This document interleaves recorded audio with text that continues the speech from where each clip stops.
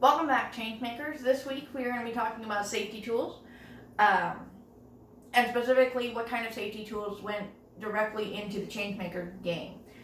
We did try to incorporate it and make it feel more natural to use specific safety tools within ChangeMakers. So first and foremost, let's talk about social norms. Social norms are a kind of societal normality. It's setting up how you and another person interact with each other, and what's considered normal for that. My grandfather said it best in that he liked talking about sex, politics, and religion, the three things you should never talk about, and he would talk about them all the time. He knew that this was not normal for most people, but he could also find that he could usually have a conversation with somebody about at least one of those three topics, and at least one of those three topics were usually something they didn't want to talk about. This was normal for my family to have those conversations pretty regularly, and it usually was pretty off-putting for someone who wasn't used to that kind of social norm. Another way to think of social norms is things like roommate agreements, or those personality tests that your boss might give you so that you can work with your coworkers better.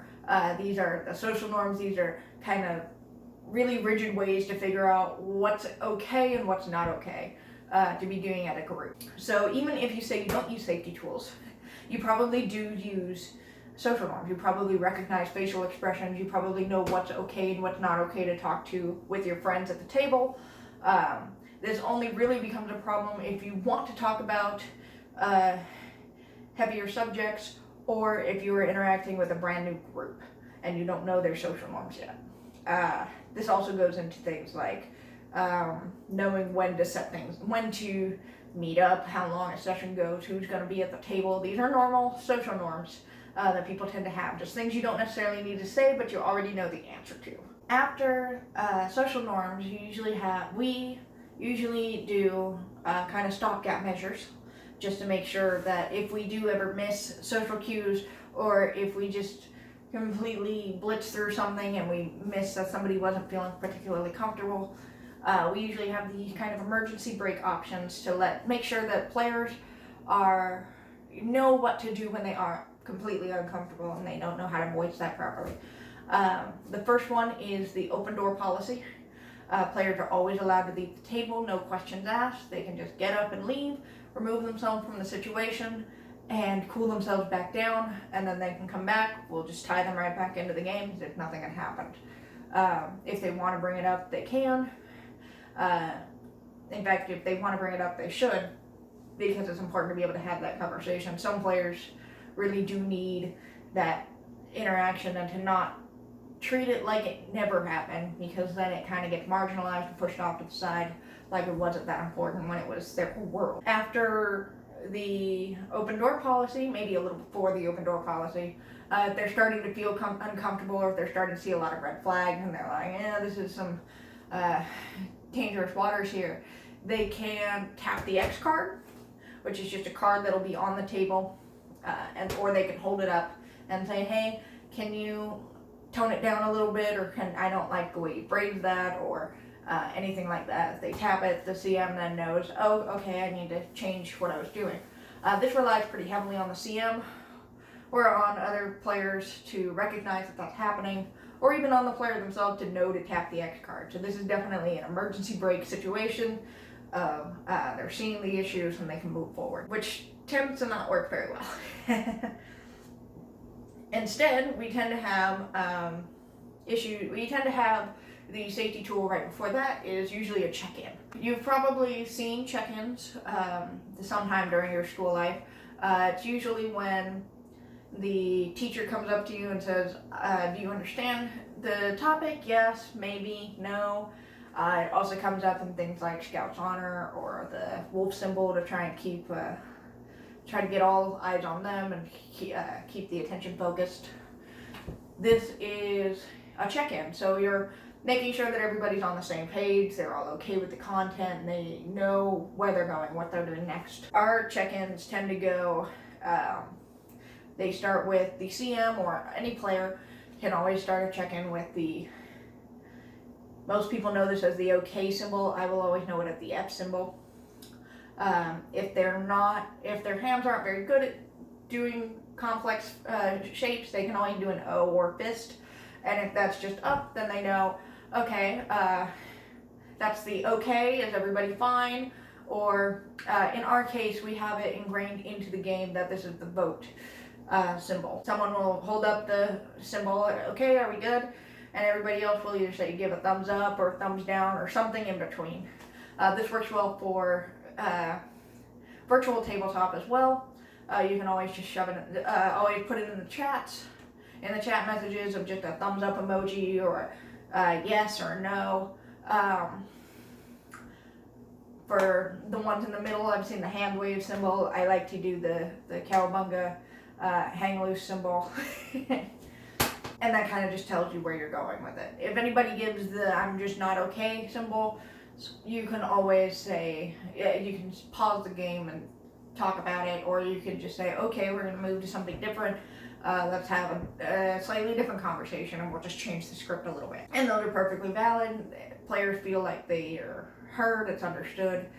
This isn't a majority rules kind of check-in. This is it's everybody on the same page kind of check-in. After check-ins is debriefing. We will always debrief our players afterwards. This comes up a lot just because of how players tend to work. This works in playtesting as well. If you got like a big heavy encounter where people are attacking things and they're just having a heyday, they can get very up. The adrenaline is rushing and all of that. And then if you just let them go after that, they are still like that. And if you run games late, like I do, that can be kind of dangerous. Now it's like 10 o'clock at night and people can't sleep. Or midnight and people can't sleep because they're all high up and high energy, and it's tough. You don't necessarily want to do that to people, so you end up debriefing them, bringing them back down, bringing them into reality. We like to do this with the rose method. So it's the rose, thorn, and bud method. So the rose is something that you liked about the session, the thorn is something you didn't like about the session, and the bud is something that you hope to improve, you hope to see in the next session. For us, we've also incorporated this one into ChangeMakers directly. As you debrief your players, you can ask them things like, what did you really like about this session? What was really a fun moment for you? What did your character do that was memorable? And you can turn that into a title that the player now has as part of their character, and that's who their character is, and they can use that for better skill checks and whatnot in future sessions.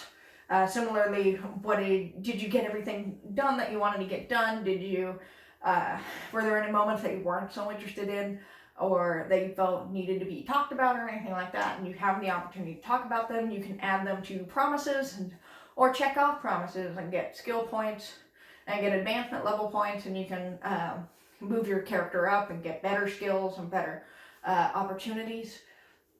And things like that, just from having talked to the CM and having the conversation about how the session went. This way it's very natural, it's very much a part of the game, and the players can all feel heard. The CM can get valuable feedback about how they're CMing, or how their story is progressing, and what kind of things that their players want to see in their games. That is all the ones that ChangeMakers uses. There were a couple of safety tools that we definitely didn't go over. We did not go over lines and veils, though we do use lines and veils when we do session 0. We don't tend to use them in actual gameplay because we feel they're a little rigid. It's more like calling out the roommate agreement when you're trying to enact social norms, and we would rather do check-ins because it feels a little more natural. Additionally, we did not talk about script changing, because we feel using the official script changing methods tends to require a certain level of trust between the CM and the players, that since we're in a playtesting format with strangers, we don't really have that trust. But if it came up more naturally, like a player just said, can we go back and rewrite that line, or I didn't like how that was done, can we pause, take a break, whatever, oh, that's totally fine. Additionally, breaks in general are already written into our ChangeMakers system. In an actual break format, we call them recesses and breaks. We call them recesses and holidays. This way it's an actual break that happened in the session. It gives players some time to reassess what they're doing, gives them benefits for having done it, and it doesn't completely break you out of the game, even though it does give you personally a mental break. That's all we have for today. Our next video is going to be about module writing. So if you're interested in that, make sure you like and subscribe to us. We have links to Twitter, Facebook, and our email address in the description. I would love to know if I missed any safety tools, just so you can leave those in the comments. I would love to hear about them, or how safety tools have been used in your own games or anything like that. That would be great. So that is all we have for today. See you soon. Goodbye.